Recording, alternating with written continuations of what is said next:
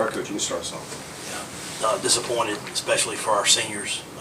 I just told them in the locker room how much I appreciated them battling through, and I'm just really grateful for those guys. This will be the last time they put on the Ole Miss uniform, and I'm grateful for them. I'm sorry it didn't work out for those guys, but disappointing loss, kids' fault, and but we came up short. Had too many turnovers, too many mistakes, and didn't get it done. Matt, just your response to Elijah's penalty. Yeah, just disappointed. It's not who we are, and we've been a disciplined team all year, and just disappointed that it happened. Matt, would there have been any thought of going for two had that penalty not happened? Yeah, it was a thought for sure to go for it. I thought we had come to the conclusion to go ahead and kick it and go to overtime.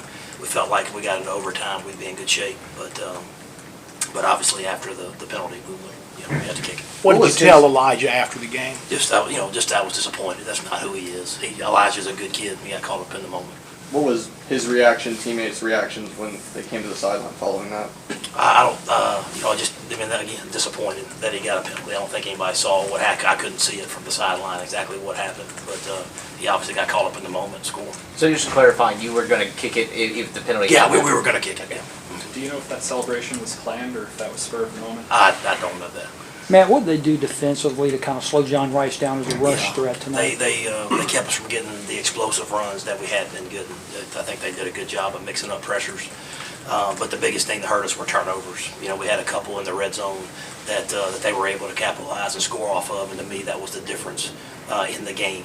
And they were scoring off 2 turnovers, and I think 2 of them happened on the plus end of the field. What kind of went into the decision to go with Matt late?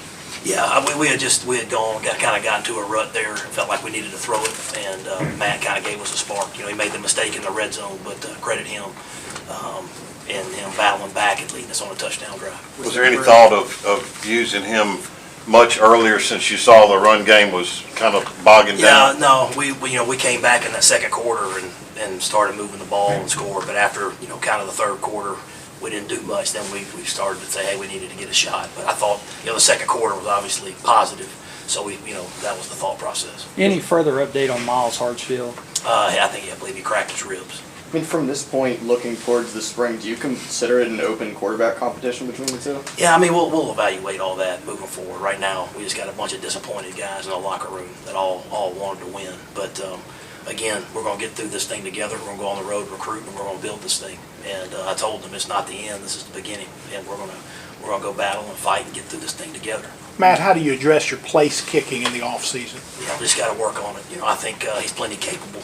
He sees that he's really, really good. He just got to get out there and go make it when it counts. And got a lot of confidence in him. Obviously he's going to be disappointed, but he'll bounce back. Did you say anything to Luke after the game? I just told him in the locker room, that I'm with him and I'm behind him. Obviously everybody's going to be disappointed, but he'll bounce back from it. We'll get through it together.